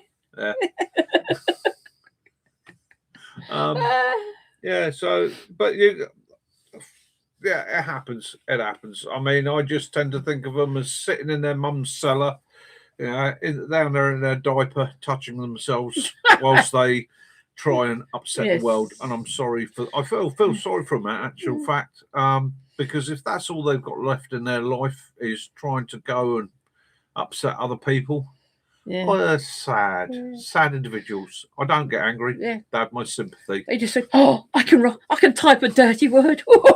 Go get a friend. That's my statement. Yeah. Some of them can't even pay for one, so go get yourself a friend. Yeah. Go and make friends with somebody. Find somebody to love you, pat you on the shoulder, say there, and all the rest of it. In actual fact, it's one of those times. Let's go put the t-shirt on. It's time for the t-shirt on. I think.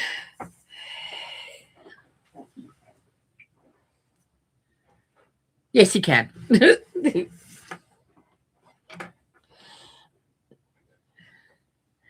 It's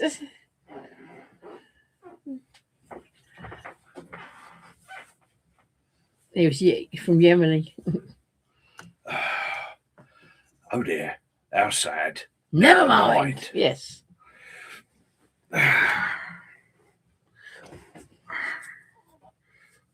Good old Windsor Davis had it right.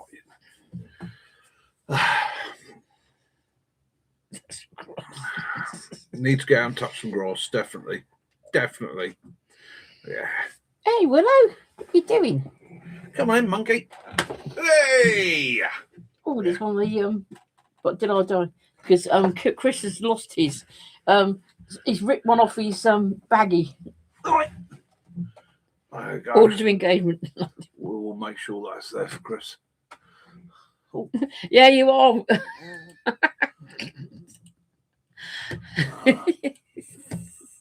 There you go. That's stealth as well. Yeah. Anybody on Mackie's is good. Yeah. Anybody on? Oh, Yeah. Andy. Yeah. Kid Duck. And Andy as well. I think that's pretty much everybody in the group is now a sniper. You can't buy yourself. Oh, Angels with Dirty Faces. Yeah. We got Angels as well. Been there for years. And Roman Ray. That's Angels as a moderator. And yeah, that's a brilliant book, isn't it? The Hitchhiker's Guide. Ray, have a great week, mate. Hope everything's going Good well night, for you. Ray. Yeah. So you'll find that will be the same every week for you now. As you've been made moderators every week, you will be a moderator. Was it the Paranoid Android? I didn't like the Marvin. I didn't like the modern version they did. I preferred the older, the first TV series that they did of Hitchhiker's Guide, because I found that round-headed thing, although it was a good actor, I just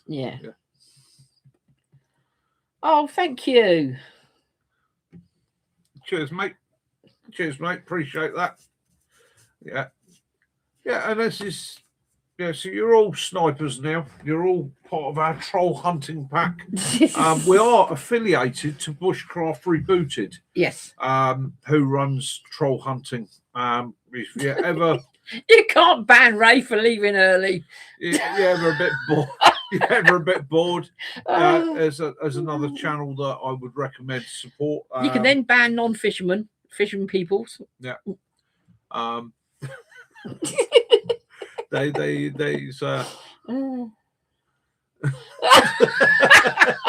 God. Oh dear. It's a roller coaster now, isn't it? Big bag bollocks, the sniper. Hey.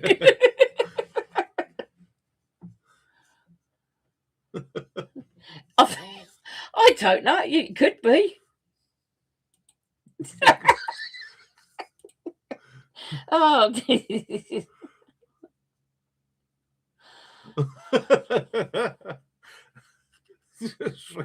Everybody's banning everybody else. Right. Oh, I may have just cocked up, Mac. Hey. So, Mick, tell me, how come that in one night you managed to get rid of everybody? They all banned one another. It's like a disease. They got infected by the banning. Right, so Kaz will explain to you how it works. If you press their you put press on their name, it brings up when you're you can hide what their comments, or you scroll up on the list and actually kick them out, or you can put them on a timeout for 10 minutes, half an hour, or just completely delete them. Yeah. You made Mike from Minsk die. Yeah. Why am I banned? Yeah, you're all. The reason if I'm banned, how can I serve the drinks? One of the reasons I've made you all moderators is it's a trust thing. You're all my friends. I trust you all. There will, if this goes, and it does occasionally, some weeks it goes quite crazy. Simon's just banned you. And the thing is, at the end of the day, I can't always follow the script there. Kaz sometimes misses it.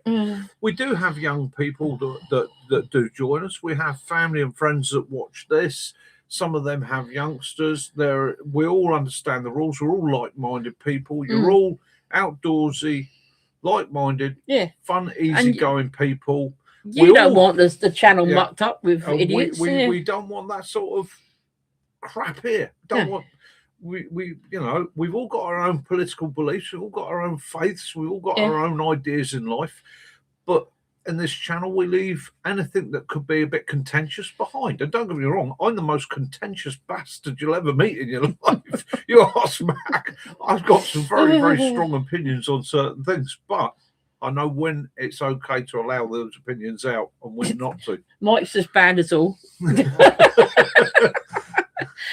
See, with a little bit of power, this is what happens.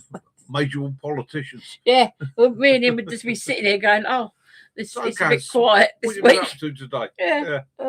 I don't know. I'm still mortified that I got banned last week.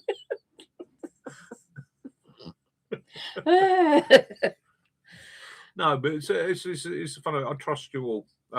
You've all supported the channel for weeks now by being here on a Sunday. You all share comments with me, and I do appreciate every single one of you. And by making you moderators is a way of me showing my trust and faith in you all. And it's about building community. This is our community.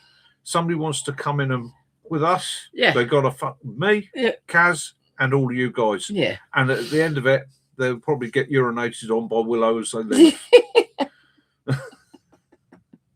The mass banning. I don't think you can do it at the camp though. I don't know that'll work. You'll be sitting there on your own. Yeah.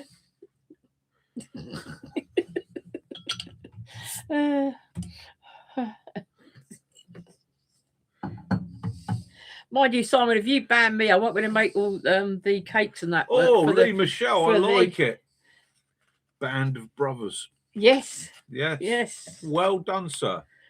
That's it. That's what you're known as from now on. The Band of Brothers. I can't make cakes and that, can I? Because I'm banned. Sussex, have a great one, mate. Bushy, take it easy. Look after yourself, mate.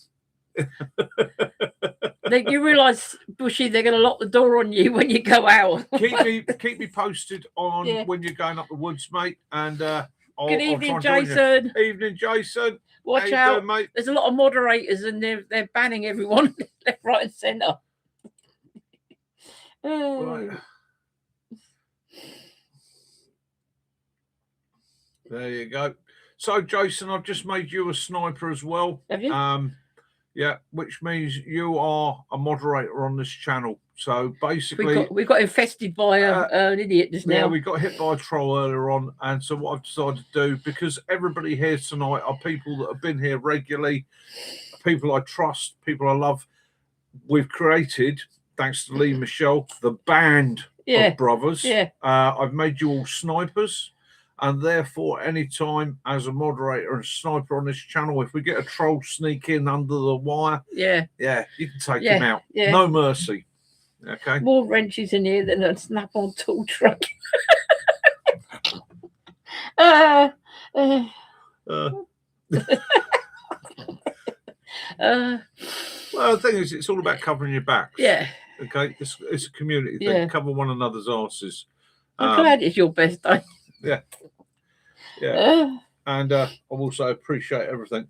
So it has been a hectic month for me. It's been a bit of a disaster in some respects. There's some things I've had to put down to one side and some priorities I've had to sort out. But those are personal and they're not necessary things to lay on everybody else. But we're getting there. Hopefully in the next month or two, I can get myself sorted out a bit better, a bit more organised. Don't choke, Simon. You want me to go to the camp? Yeah. Work has been a bit of a nightmare at the moment. Just to let Jason know, what with fuel prices going up, my profit margins for work have shrunk drastically. That's it. Well, I was going to be put out to stud. That's not me moaning though. No. I'm going to be doing all right, but I just like to keep people appraised of what's going on. So I might not get out quite as much as I'd like to, and I'm definitely having to work a bit more than I'd like to. But that's nature of the beast, isn't it? Nature of the beast. And so, Jason, we got new patches, haven't we? Yeah. We have got some new patches in. There we go. Woohoo! The Hampshire Outdoors and Survival Morale Patch. Yeah. It's £2.50 if you want a patch. We can't have outside of trollers. Yeah, we can't. It's a wrong sort of troll, isn't it, John? Yeah, exactly. We troll ourselves enough, don't we? Barracks banter, definitely. That's what it's about. Looking out for one another, and having fun. It's about sharing and caring. I know you've seen that in one of Mick's videos when he was with Chris. Well, it's Chris's video, isn't it? Yeah. He got to use his electric chainsaw. Yes. He's very impressed with that little 16-inch chainsaw. I was bloody blown away with it. It was when Kaz ordered it and it came. I sort of looked at it and went 16-inch guide bar. It's 50 odd quid. Is that motor going to be powerful enough to actually be any use and drive that? Well, I wouldn't go felling trees with it, but for logging, clearing a road or something like that, absolutely brilliant, small, light, and efficient. I will say also, if you're not a chainsaw operator, it's not something to start with. It's dangerous. It's ain't got a brake. It's got no kickback brake on it. So that is an issue. However, years of experience and care and actually knowing that it doesn't have that means that I thought you'd see it my way, Simon. A little bit more efficient with it and careful of it. These things don't take prisoners. Chainsaws are absolutely lethal, electric or petrol. They will only ever touch you once, and you're going to be in a world of hurt. And because in my woods, a lot of the guys are using petrol chainsaws on a regular basis. It's another reason I carry the sort of trauma kit I do, because if it goes wrong, it goes wrong big time. John said Cindy has a battery chainsaw for the lake. She loves it. Yeah, brilliant bit of kit. I would say to most people, in actual fact, if you're looking at something to throw in the back of the car, just doing logs and stuff like that, it's the way to go. It's get yourself good quality chain for it, though. That's one thing I would say. Another thing is, it's if you're going to put a chainsaw in the back of your vehicle, you don't really want one that's going to leak all No. the smell your car If- out with if you're the not- fuel and that. in If it. you're not doing forestry work, you're not doing tree surgery, or you're not somewhere where you're going to use it all the time, then yeah, You have got an electric is axe, the way but to go. it does make it a little bit easier to Yeah. use. Well, that's the other thing, isn't it? When you're walking up the road with a chainsaw, all right, it's not so bad. You're walking up the road twirling an axe around your head, it does freak people out a little bit. Mike, take it easy, mate. Have Good a night, good week. mate. Have a brilliant Mick. week. Look after Mike, yourself. sorry. And nice to see you. And take care. And we'll see you next week. Yeah. And that's More D-walked. I got myself. I had got myself a battery operated screwdriver, because when he's not around, I can't. I'm just, the dexterity is not there, and I want to do something open something the other day, and I just couldn't do it. Yeah. So I got myself a little battery one. So it's And again, that comes back into the survival prepper mindset. Know your limitations. Know what you can, what you can't do. Be realistic with yourself. Second Western's rocket fuel. I'm on the Lilies tonight. I'm on the Lilies mango. yeah. I fancy something a bit sweet. I just cracked into the second one of those. Not the most powerful. It's only 3.4% octane, but it's enough for me. Yeah, so getting back to that, yeah, being good preppers and survivalists, one of the first rules of prepping and survival is know your limitations. Okay, be honest with yourself.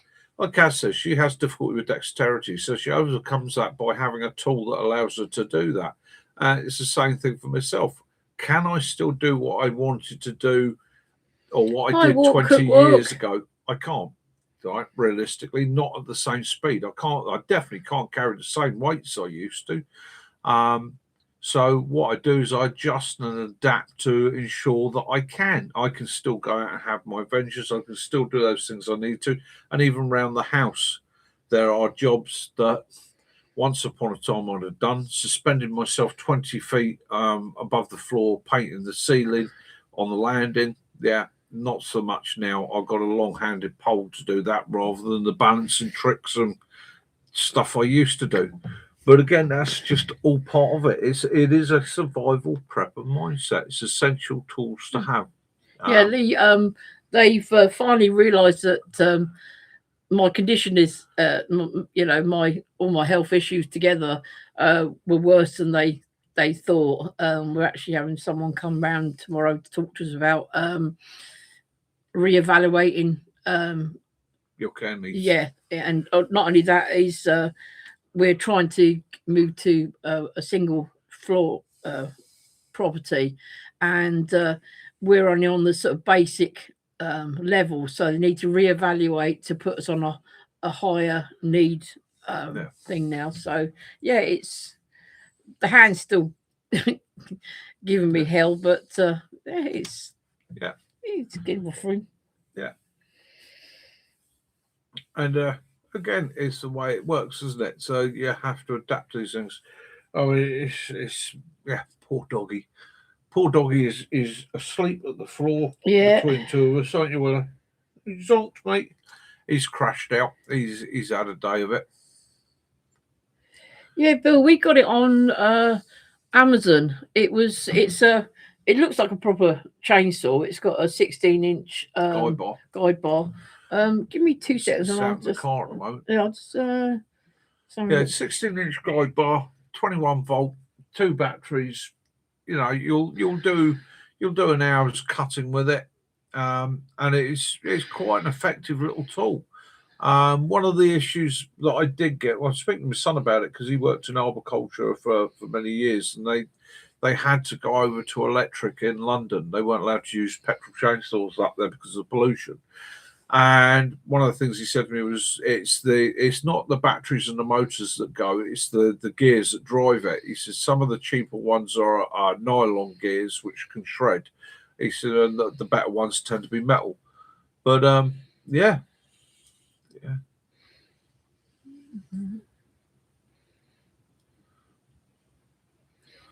Oh, walk. Yeah, don't. I feel so guilty today. I went out and did something in the garden. Willow's got a habit. He literally walks up my heel Didn't hear him, didn't realise he was with me. He's followed me out into the garden. He's having a sniff. I've come back in, shut the door. I've come back a bit. I've been about an hour in the office here. And all of a sudden I hear this. It sounded to me, initially, I thought it was a branch from the neighbour's tree scraping on the window. I was, ooh, ooh, ooh, ooh. So I looked, no, there's no branch there. Went downstairs to see what it was. And there was little Willow sat by the back door. Oh, let me in, I'm freezing my arse I don't know if you can. It's that was 1800 watt chainsaw. That is the one there. It's a 16-inch electric chainsaw, 1800 watt brushless, cordless chainsaw, and it's 21,000 RPM. And it was $49.99. Yeah, 50 quid. You can't go wrong with that. And that Adam came B. with 2 chains as well. Adam, thank you so very much, my friend. Oh, happy Sunday to you too, brother. Happy Sunday. Oh, to thank you. Thank you, Adam. Yeah, cordless. Yeah, if you're using something like Milwaukee or what's the other one? There's another one that does like a universal battery. Can't remember it's a green one. Ryobi. That's it. Ryobi, something like that. Yeah, go with them. One battery does so many different jobs then, because that's the cost of these things. It isn't the actual machinery that's expensive. It's the batteries. That's where the money comes into it. But again, it's something that if we had to go off grid, it would take a long time to charge them up on the solar, but it could be done. Cheers, Adam. I really appreciate that, my friend. That little happy Sunday. That is just about says it all, doesn't it? Happy Sunday. Yeah. Happy Sunday to you, brother. Right, and we have it. It's quite nice. The old sun's coming out now, and the plants are starting to come up, and it's nice to be outside and not have it pouring down on your head, sort of thing. It certainly makes you feel like sort of getting out and get some fresh air. Adam, you've just been welcomed into the band of brothers, BANNED of brothers. Basically tonight what we've done is people that have used us on a regular basis or join us on a regular basis, those people that I trust and I consider part of the community, are being made moderators. The reason I'm making you moderators is it gets busy on here sometimes, and me and Kaz can't always follow the comments. We've had a troll come in tonight. By making you guys moderators, that gives you the weapon, that puts you on the sangers, that puts you on the walls. You're up there as moderators to snipe out those trolls when we get them coming and remove them. Yes, Andy, the pub will be open next week. Come hell or high water, we will be here. Yeah. So any of you that see that your details have turned blue tonight, from this point forth, you will be moderators for the channel. And yeah, appreciate you and I arm you. We don't do trolls. No. Yeah. Yeah, we sort of thought that you're welcome, Bill. This handsaw, sometimes it's just too much. Yeah. And if it can make things a little bit easier for you and chop things up at the same time. That was the thing for me. I'm 60 years old. I've recently come through a cancer issue.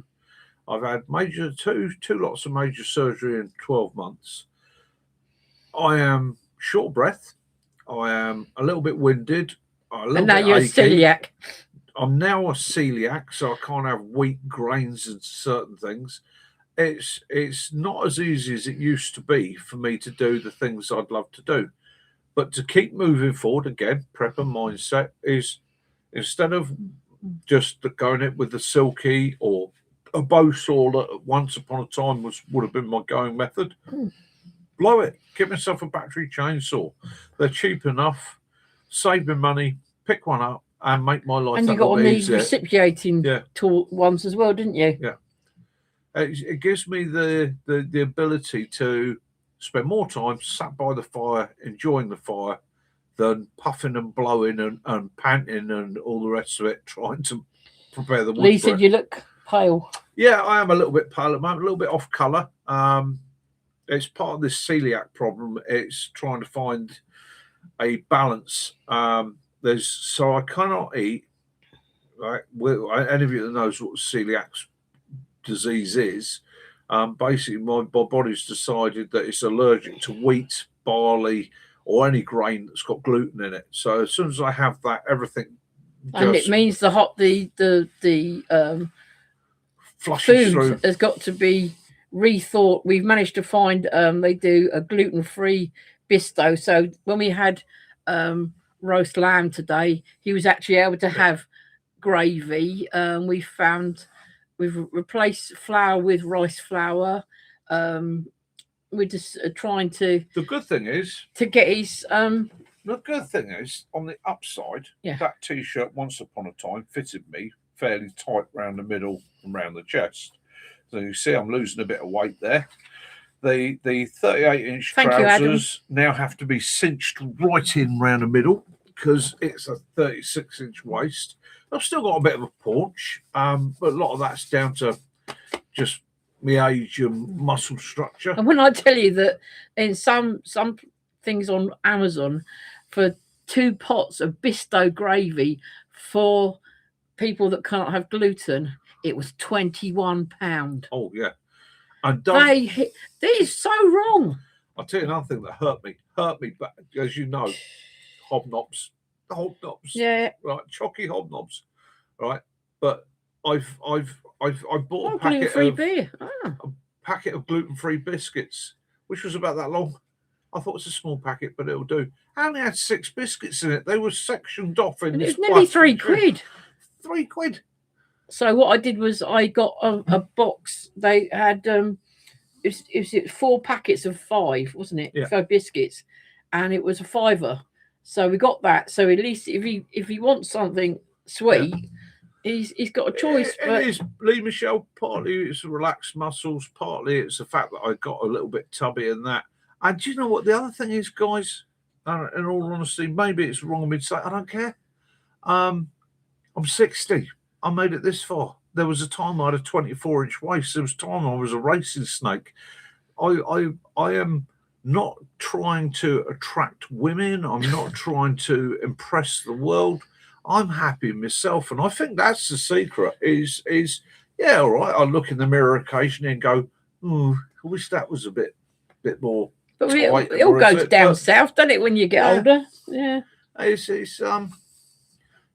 cheers, mate. Yeah, I'm definitely 60. Born in 1965. Yeah, both of us were 60 last year. In fact, 3 of us. It's Mac as well, wasn't it? There's all 3 of us. I try and cheers, Stealth. I try and think myself young. I think that's the secret. I don't. If you give into it, you will age quickly. And think myself young and try and carry on doing those things I thoroughly enjoy. And when somebody says to me, grow up or act your age, I look them straight in the eye before punching them on the nose and say, no, it's a filter, mate. Yeah, if you put some, you're not saying that your dimple in your chin's a belly button. There was a time in my life when I used to get upset at being refused beer. Okay, there was a time that even in my 20s, are you old enough to be drinking, son? You know, and it used to really tick me off. I tell you what, now I'm so happy about it.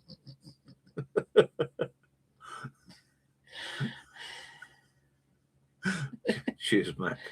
You know your mates are, don't you?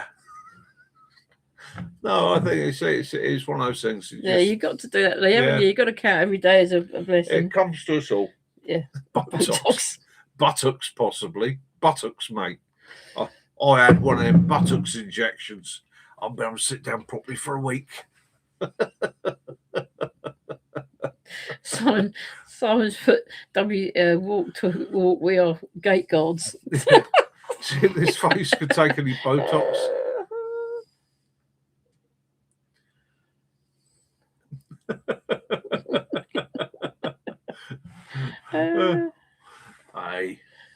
No, it's one of those things, isn't it? It comes to us all. Yeah. And it's it's not it's not If the you wanted to get, if you go out and have a little adventure, do something silly every week. Why not? I was once told it's not how tough the journey is; it's how you ride the bike.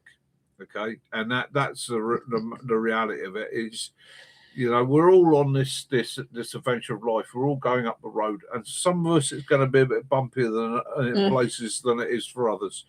Just keep going. Yeah. Keep enjoying it. Yeah, a massive trout pelt. Yeah. We were watching that wife carrying in Finland. This poor bloke, he was carrying his wife on, and she had her knees like that, and he fell over. It's not surprising, you can hear the conversation though. Yeah. Mickey, those duck lips. And a Brazilian butt lift.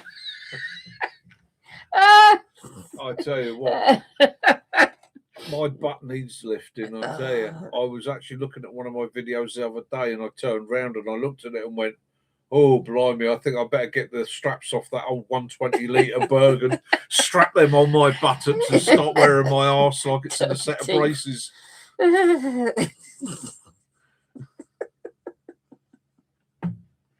Oh dear.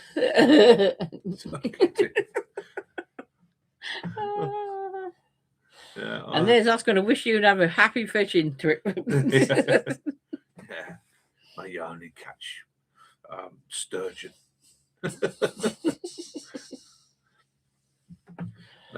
No, it's another wonderful Sunday. Thank you guys for being here and joining us. Back crack of wax. Oh, no, thank you. No, thank you. Yeah. Too much racing spoon? Possibly. There was a time when I was a big eater, wasn't there? Yeah. And it was. We did the hands behind the back eating a flipping catering size bloody Black Forest gatto, and we coming and picking out Black Forest gatto out of his ears and flipping. Yeah, I'm going to wind it up in a minute. We've got about 2 minutes to go. John, you and Cindy, going out for dinner. Very nice. You and Cindy have a fantastic meal out. You enjoy yourself. Cindy, you got a wonderful man there, and I know you're a wonderful woman. You have a great time. Make sure he gives you exactly what you want. And if he says, well, just look at him and say, Mick says I'm to have exactly what I want. But have a great time. Take care. Oh, it's a funny old world, isn't it? It is. Yeah, it's a funny old world. We'll see what mischief we can get up to this week. Oh, you got to do mischief, haven't we? Mm. Look at that. It's a wall of blue now. I feel protected. Do you? Yeah. Yeah. It's like feeling like your friend's arms are around Yeah, we you. did. We had a time change last night, but we were actually watching some program we were really getting into, and then we suddenly realised that the house clock said 1:30, which meant it was actually 2:30. So we were sort of in no great hurry to get up this morning, were we? Yeah, clocks went forward in the UK last night 1 hour. Yeah. Night, Mac. Tight lines for Wednesday. Yeah, tight lines, Matt. Take care. Have a great week. And just watch out for that big black cat. No catching no big old catfish. Mind you, I can see it next week. Mac actually will send me a video, and it's going to be him kneeling on a black puma. Yeah. Where the thing's going to be tied up. It's like over his shoulders like that. I've got the proof. There is big cats. Oh, right. So Sunday's going to be live from Yateley. Oh, nice. Yeah. All right. So next week, Mac will be on a lake that is quite well known for big cat sightings, and we're not talking about catfish. Yeah, it'll be on the bank. And he will be out there hunting a rather large mirror carp, 48 pounds, known as shoulders. Yeah. Take care, guys. Have a fantastic week. Enjoy yourselves. Yeah. Get outdoors. Get some fresh air. Have some fun. Yeah. Do those things you can manage to do. And if you do think you should be doing, don't get caught. Yeah, exactly that. Do those things you can do. Don't worry about those you can't. No. Everybody understands, and everybody is caring and loving. Look after yourselves. Have your adventures. Love those you do. Forgive those you don't. May peace and light be upon you all. till next week. Yeah. Speak to Have you an all then, awesome Mac. one. Bye. Catch you later, Mac. Be good, guys. Night. Bye.